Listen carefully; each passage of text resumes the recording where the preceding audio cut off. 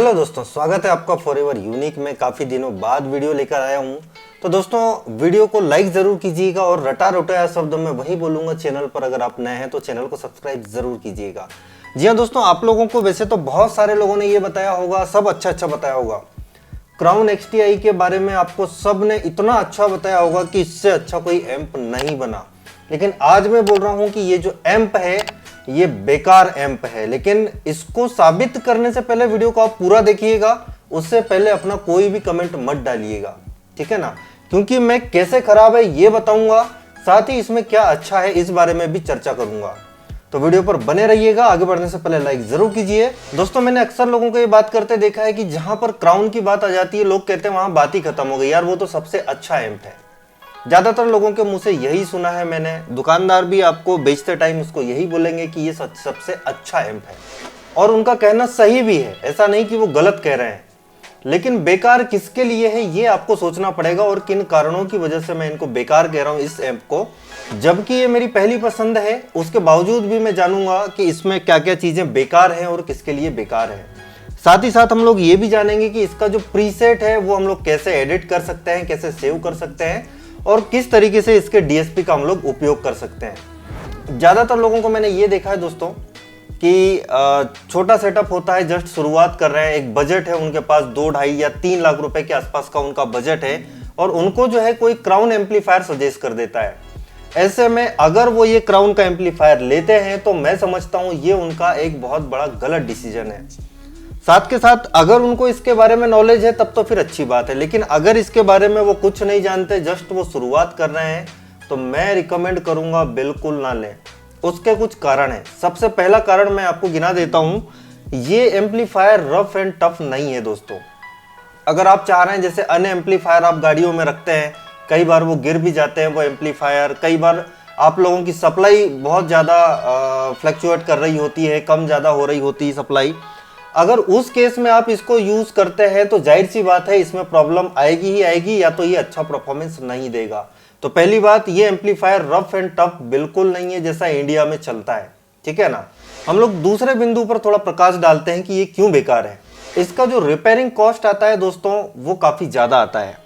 जो लोग छोटा मोटा सेटअप चलाते हैं, गाड़ियों बारात वगैरह में आप लोग लगाते हैं, रफ एंड टफ यूज करते हैं, अगर मानकर चलिए आपने ले लिया, रफ एंड टफ यूज किया आपने, लेकिन इसका यूज वैसा हो ही नहीं सकता, पॉसिबल ही नहीं है, ठीक है ना। तो जाहिर सी बात है इसमें खराबी आएंगी, और खराबी आएगी तो रिपेयरिंग भी करवाना पड़ेगा, और रिपेयरिंग करवाने के लिए जो इसका कॉस्ट आता है वो काफी ज्यादा आता है। पहली बात तो इसका 3 ईयर का वारंटी आता है, लेकिन वो कैसे कवर होता है ये सबको मालूम है। पार्ट का पैसा आपको फाइनली देना पड़ता है, बहुत मुश्किल से ही आपकी अच्छी खासी पहचान है तो काम होगा, या तो नहीं होगा, ठीक है ना।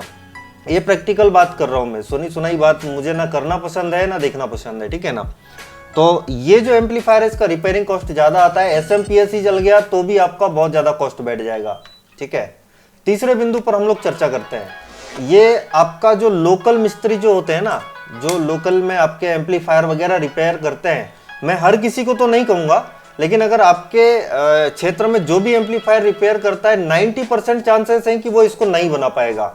पहली बात तो इसका पार्ट नहीं मिलेगा, और पार्ट मिल गया तो फॉल्ट नहीं ढूंढ पाएगा, ठीक है ना, क्योंकि ये इसके अंदर सारा का सारा माइक्रो पार्ट्स लगा होता है, तो वो उसको निकालना फिर लगाना, मतलब वो बहुत हाई रिस्क वाला काम होता है। तो ये बनेगा सर्विस सेंटर में ही, और हर आदमी चाहता है कि अगर एक महंगा एम्पलीफायर हमने लिया है तो उसको हम लोग सर्विस सेंटर में ही बनाए।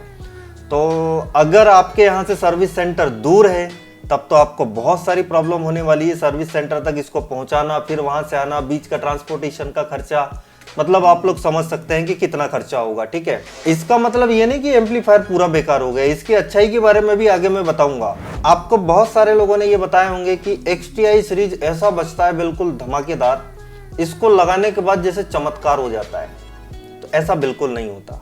अगर आपको लगता है कि ये एम्पलीफायर बहुत ही ज्यादा लाउड बजता होगा और एकदम चीर फाड़ के और सब हिला के रख देता होगा, ऐसा कुछ भी नहीं होने वाला। जितना अच्छा ब्रांडेड एम्पलीफायर आप लेंगे वो उतना मधुर बजता है, उतना लाउड नहीं बजता, वो उतना वो स्वीट बजता है, ये याद रखिएगा।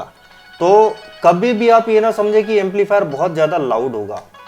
चौथे बिंदु पर चर्चा कर लेते हैं हम लोग। अकेले क्राउन के एम्पलीफायर ले लेने से कोई चमत्कार नहीं होने वाला दोस्तों। इसके साथ मतलब मैं अपना प्रैक्टिकली बता रहा हूं, वैसे तो आप कोई भी स्पीकर चला सकते हैं इसमें, ठीक है ना, मतलब made in China, made in Italy, कहीं भी चला सकते हैं, मैं ज़्यादा चर्चा नहीं करूंगा। कोई भी स्पीकर चलाओ बजेगा जरूर, इसमें कोई दो राय नहीं है, लेकिन परफॉर्मेंस उतना अच्छा नहीं देगा। इसका जो परफॉर्मेंस आपको एक्चुअल परफॉर्मेंस चाहिए तो आप JBL में ही आपको जाना पड़ेगा। ये प्रैक्टिकल बात बता रहा हूँ और बहुत बड़ी बात बता रहा हूँ, ठीक है ना। ये जो आपको इधर उधर से घुमा फिरा के सब बता रहे हैं उसका कोई फायदा नहीं, सच्चाई यही है। क्राउन का आपको सही रिजल्ट चाहिए तो JBL में ही आपको एक्चुअल रिजल्ट मिलेगा। बजेगा सब, इसमें कोई दो राय नहीं, सब बजेगा और लगभग ठीक ठाक बज ही जाएगा, लेकिन इसका प्रॉपर रिजल्ट आपको JBL के स्पीकर से ही मिलेगा, ये लिख के ले लीजिए। खाली एम्पलीफायर ले लेने से कोई चमत्कार नहीं होगा। अगर आप सोच रहे हैं कि मेरे पास P ऑडियो वगैरह के स्पीकर हैं और ये सब चीज़ें हैं इस टाइप की, और मैं एक खाली क्राउन का एम्पलीफायर ले लेता हूं तो मतलब उससे बहुत कुछ हो जाएगा, तो इस गलतफहमी में मत रहना। अगर आप क्राउन ले रहे हैं तो आप JBL की ही बात कीजिए और माइक्रोफोन भी श्योर की ही बात कीजिए, तो आपको इसका एक्चुअल परफॉर्मेंस मिलेगा। ये आपको मैं खुली खुली बात बता रहा हूँ क्योंकि मुझे बेचना है नहीं। तो ये तो हो गई बेकार वाली बात इसकी कि इसमें क्या क्या बेकार है, किस तरीके से ये हम लोगों को उतना ज़्यादा फायदेमंद नहीं है। मैं पर्सनली अब अपनी बात करता हूँ, मेरे लिए ये एम्पलीफायर बहुत अच्छा है, बहुत ही अच्छा है, सुपर है, ठीक है ना। अब क्यों सुपर है ये मैं आपको बता देता हूँ। इसके अंदर इनबिल्ट DSP है, सबसे पहली बात जो मुझे चाहिए ही चाहिए। अगर इनबिल्ट DSP का फुल फॉर्म आप लोगों को बता दूं, डिजिटल सिग्नल प्रोसेसर होता है। जरूरी नहीं है कि ये इतना लगा है तो यही DSP है, DSP कई प्रकार के फॉर्मेट में आता है। आपका ड्राइव रैक भी एक DSP ही है, ठीक है। तो इसमें DSP है, तो मेरे पास ड्राइव रैक हो या ना हो, अगर मैं अपने कंसोल से सीधा इसमें देता हूं सप्लाई, इनपुट देता हूं, सिग्नल देता हूं, तो मुझे अलग से ड्राइव रैक लगाने की जरूरत नहीं है, सारा कुछ इसके अंदर मुझे मिल जाता है। तो मेरा जो एक्स्ट्रा खर्च होने वाला था वो बच गया, पहली बात। दूसरा अच्छा क्या है, इस बिंदु पर भी हम लोग चर्चा करेंगे। इस एम्पलीफायर का जो टोन है दोस्तों वो बहुत ही अच्छा टोन है। मतलब मैं जब इसको पर्सनली बताता हूं, जब मैं JBL के साथ यूज करता हूं तो इसका जो टोन मुझे मिलता है, लाउड तो है ही है, ऐसी बात नहीं कि बहुत ज्यादा तो लाउड नहीं है, लेकिन फिर भी पर्याप्त लाउड है। क्लियरिटी जो है इसकी टोन की जो एक क्वालिटी है, क्लियरिटी है, वो बहुत ही अच्छी है, कानों को बहुत ही ज्यादा अच्छी लगने वाली क्वालिटी इसमें आपको मिल जाती है। तीसरे बिंदु पर हम लोग चर्चा करते हैं, इसका जो वजन है वो बहुत ज्यादा नहीं है। 6000 वॉट के हिसाब से, चूंकि आज मैं XTI 6002 मेरे पास बाहर ही पड़ा था तो मैंने सोचा यही रख लूं, तो इसका जो वेट है वो काफी कम है, बहुत ज्यादा वेट इसका नहीं है, तो मुझे लाने ले जाने में जो है इसको काफी ज्यादा आसानी होती है दोस्तों। और लास्ट ज्यादातर मेरे पास जो ऑर्डर आते हैं उसमें पहले से ही लिखा होता है कि क्राउन का ये एम्प चाहिए, श्योर का ये माइक चाहिए और भी बाकी की एक दो चीजें चाहिए। तो लगभग जो मेरे पास जो डिमांड आती है वो क्राउन की आती है, JBL की आती है, माइक्रोफोन्स में श्योर की आती है। तो मेरे पास जैसी डिमांड आती है मैं उस तरीके का मटेरियल रखता हूँ, ठीक है ना। अब बेकार की हमने बात करी और अच्छे की बात करी, तो मैंने शुरू में ही बोल दिया था, जिन लोगों का नया काम है या पुराना भी है लेकिन आपका एक छोटा लेवल का काम है, आपका जो आर्टिस्ट है अगर वो क्राउन की डिमांड नहीं करता है तो आपको लेने की बिल्कुल आवश्यकता नहीं है। फालतू के प्रपंच में बिल्कुल मत पड़ना, अपनी जैसी जरूरत है वैसा काम करना।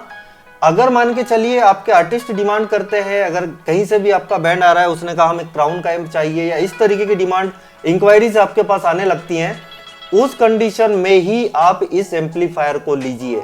अगर आपके पास डिमांड नहीं आती है तो मत लीजिए। अब आप पूछेंगे सर इसमें ऑप्शन क्या है, फिर अगर हम लोग नहीं लेते हैं क्राउन, हम लोग नहीं लेते हैं तो क्या ऑप्शन है इसके अलावा, ये भी एक मन में सवाल उठता है। तो ये देखिए, ये आपका अपना डिसीजन है, आप मीडियम लेवल के किसी भी ब्रांड में जा सकते हैं, क्योंकि जाहिर सी बात है कि अगर आपके पास मीडियम लेवल का साउंड है, मतलब एक हार्डली एक बुकिंग का जो पैसा आपको मिलेगा 4000 से 5000 रुपए या 6000 रुपए आपको मिलेगा, तो उस प्राइस के अंदर क्राउन लगाना, JBL लगाना, ये सामान की बेइज्जती हो जाएगी। सीधी सीधी बात ये है। मैं सजेस्ट करूंगा जो लोग कम सामान रखते हैं और छोटे ऑर्डर करते हैं, 4-5 हजार के ऑर्डर करते हैं, वो लोग इस एम्पलीफायर को ना लें तो उनके लिए अच्छा होगा। फिर भी आपका मन कहता है कि मुझे अब अपग्रेड होना है, थोड़ा आगे जाना है, अगर आप इसको लेते हैं तो मैं रिकमेंड करूंगा कि पूरा का पूरा किट ही आप चेंज कीजिए। फिर आपके पास स्पीकर भी JBL होने चाहिए, सारे एम्पलीफायर्स, मतलब इसका फिर जितना हारमन ग्रुप का आप मटेरियल इसके साथ लगता है वो सब कुछ यूज करें तो ही इसमें स्विच हो। अदरवाइज आप जो चला रहे हैं वो ठीक है, क्योंकि जैसा पैसा मिलेगा वैसा ही व्यक्ति को काम करना चाहिए। अभी लॉकडाउन लगा दोस्तों, सबका सामान जहां का वहां रखा हुआ रह गया। जिस दुकानदार ने आपको बेचा उसने भी आपकी हालत नहीं पूछी, जिस ग्राहक को आप बढ़ चढ़कर बोलते थे कि यार वो मेरा सेटअप लगवाता है, वहां पर हमेशा मैंने अच्छी क्वालिटी दी है, वहां पर मतलब ये समझ लीजिए कि जिसकी आप बढ़ाई करते नहीं थकते थे, जिस ग्राहक की, उस ग्राहक ने भी आपको पानी को नहीं पूछा।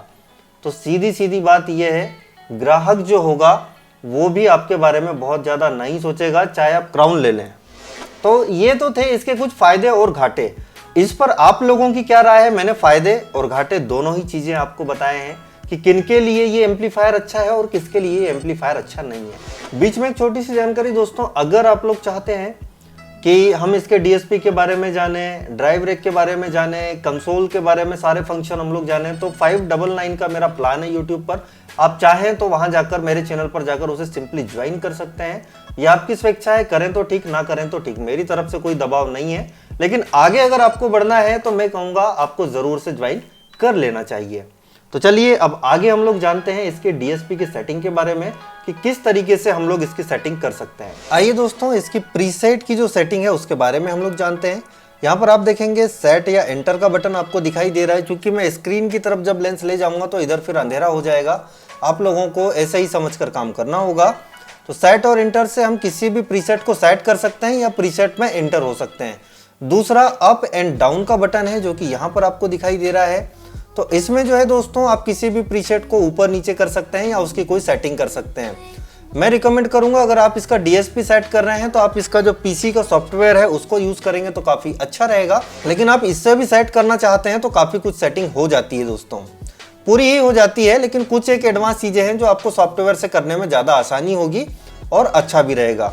यहाँ पर देखेंगे दोस्तों प्रीसेट 46 दिखा रहा है। अगर मैं इसमें प्रीसेट की बात करूँ तो कंपनी के द्वारा यहाँ पर आपको 50 प्रीसेट दिए जाते हैं और JBL के कुछ स्पेशल मॉडल। ये देखिए, मैं सेट वाला बटन दबाऊंगा और इसके बाद प्रीसेट पर मैं गया या कॉन्फ़िगरेशन नीचे आएगा अप एंड डाउन वाली बटन से। मैंने इसको वापस प्रीसेट पर किया और अब सेट किया मैंने। देखिए अब प्रीसेट को आप ऊपर नीचे कर सकते हैं या 42, 41 या JBL का कोई मॉडल है तो यहाँ पर वो भी चीज़ जो है आपको मिल जाएगी दोस्तों, ठीक है ना। अगर आप DSP ऑफ रखना चाहते हैं तो ये यहाँ से आप अप डाउन वाली बटन से जाएंगे तो DSP ऑफ का ऑप्शन आ जाएगा। तो मुझे एक्चुअल में किसी एक प्रीसेट को जो है यहाँ पर एडिट करता हूँ और आप लोगों को एडिट करके बताता हूँ। प्रीसेट 8 पर मैंने सेट किया, देखिए ये प्रीसेट लोड हो गया सेट का बटन दबाने के साथ ही। इसके बाद देखिए यहाँ पर 2 चैनल है, हमेशा ध्यान दीजिएगा कि कोई भी फंक्शन किस चैनल पर काम कर रहा है दोस्तों। ओके, तो हम अभी प्रीसेट 8 को जो है एडिट करने वाले हैं। मैंने ये सेट का बटन दबाया, क्योंकि बटन मैं आपको पहले ही दिखा चुका हूँ। अब किया मैंने कॉन्फ़िगरेशन आ गया, फिर मैंने सेट का बटन दबाया। सबसे पहले ये इनपुट पूछ रहा है। इनपुट Y का मतलब होता है पैरेलल। चैनल 1+2 अलग अलग आप ले सकते हैं या स्टीरियो आप ले सकते हैं। मैं यहाँ पर पैरेलल कनेक्शन लेता हूँ, मान के चलिए मैंने ये बेस के लिए यूज़ किया है। इसको मैंने सेट कर दिया। क्रॉसओवर यहाँ पर देखेंगे, ये क्रॉसओवर का निशान है, ये अभी ऑफ है। मैं इसे करने वाला हूँ 2 चैनल सब, यानी कि ये दोनों चैनल में सब ऊपर के हिसाब से क्रॉसओवर हो जाएगा। फिर भी आप चाहते हैं कि फ्रीक्वेंसी और हम काटें, 1200 हर्ट्ज पर रखें, 100 हर्ट्ज पर रखें, तो आप ये भी काम इससे कर सकते हैं। मैं सिंपली इसको 2 चैनल सब ऊपर रखने वाला हूँ। अप और डाउन की बटन से ये ऊपर नीचे हो रहा है, मैंने इसे सेट कर दिया। EQ मैं यहाँ पर नहीं करने वाला हूँ। डिले में अगर मैंने पीछे बेस डाले हैं तो मैं थोड़ा बहुत डिले डाल सकता हूँ। मैंने एक 5 मिली सेकेंड का डिले डाल दिया इस पे। चैनल 1 ऊपर का लाइट ब्लिंक हुआ, चैनल 2 का डिले हम लोग सेट करेंगे, ये 5 मिली सेकेंड, फिर मैंने सेट कर दिया। आगे लिमिटर का लाइट ब्लिंक कर रहा है, मैंने इसे ऑन कर दिया और मैं लगभग इसको 0 dB से थोड़ा सा नीचे लगाने वाला हूँ। तो एक्चुअली ये डिपेंड करता है कि आपने गेन स्ट्रक्चर क्या बनाया है, उसके हिसाब से आप लिमिटर लगाते हैं। तो गेन स्ट्रक्चर कैसे बनाए, इन सब चीज़ों पे अगर बारीकियों से आपको वीडियो देखना है तो आप 599 वाला प्लान जो है चैनल का ज्वाइन कर सकते हैं। मैं ब्रिजिंग नहीं करने वाला, लास्ट का ब्रिजिंग का ऑप्शन है, मैं इसको स्टीरियो ही रखने वाला हूँ। हमने प्रीसेट 8 में जो जो चीज़ें लगाई हैं दोस्तों, देखिए हमारा Y इनपुट है यानी कि पैरेलल इनपुट है। इसके अलावा हमने क्रॉसओवर लगाया है, इसके अलावा हमने थोड़ा सा डिले लगाया है और लिमिटर लगाया है। और हमारा जो DSP है वो सेट हो गया है। कोई बहुत बड़ा नाम इसको आप ना सोचें कि ये कोई बहुत बड़ी चीज़ होगी, सब कुछ आसान है दोस्तों। तो ये थी एक छोटी सी प्रीसेट की बेसिक सेटिंग। सारा खेल इन 3 बटनों का है दोस्तों। यहाँ से आप सेट इंटर से किसी भी प्रीसेट में इंटर कर सकते हैं, उसको एडिट कर सकते हैं। अप और डाउन से उस फंक्शन को आप ऊपर या नीचे कर सकते हैं। तो बहुत ही सिंपल सा जो है इसका ये सेटिंग है दोस्तों। उम्मीद है कि वीडियो आपको अच्छी लगी होगी। अगला वीडियो आप किस टॉपिक पर चाहते हैं मुझे जरूर कमेंट बॉक्स में लिखिएगा। ये वीडियो आपको कैसा लगा, अपनी राय आप लोग जरूर दीजिएगा। और क्या इसी तरीके के वीडियो आप और भी चाहते हैं, मुझे कमेंट बॉक्स में ज़रूर बताइएगा। वीडियो अच्छा लगा हो तो वीडियो को लाइक करके जाइएगा, और लगता हो चैनल में कुछ कामकाज का आ जाता है, और अगर आप चैनल पर नए हैं तो दोस्तों इस चैनल को सब्सक्राइब ज़रूर करें। Thanks lot for watching and bye bye.